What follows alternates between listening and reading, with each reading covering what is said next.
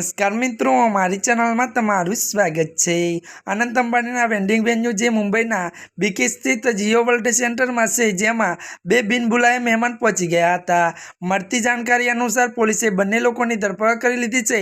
અનંત અંબાણીના લગ્ન દેશમાં ત્યારે ચર્ચાનો વિષય બન્યો છે। ત્યારે ભારતીય લગ્નમાં મહેમાનો 2 થી 3 દિવસ પહેલા પહોંચી જાય છે, પરંતુ શું તમે જાણો છો કે બિનબુલાયા મહેમાન થઈને જ તેવું એક ગુનો છે। મીડિયા અહેવાલ અનુસાર ખાસ કરીને જ્યારે બિઝનેસમેન મુકેશ અંબાણીના દીકરા લગ્ન હોય તેવામાં વીઆઈપી મહેમાનથી લઈને વિદેશના વડાપ્રધાન નરેન્દ્ર મોદી પણ પહોંચ્યા હતા।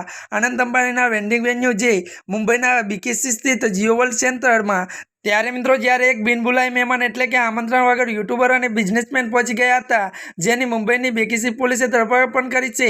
મીડિયા અહેવાલ અનુસાર જીઓ વર્લ્ડ સેન્ટરમાં કામ કરનારા સિક્યુરિટી ડિપાર્ટમેન્ટના બલરામસિંહ લાલની ફરિયાદના આધારે પોલીસે આ કેસ દાખલ કર્યો છે।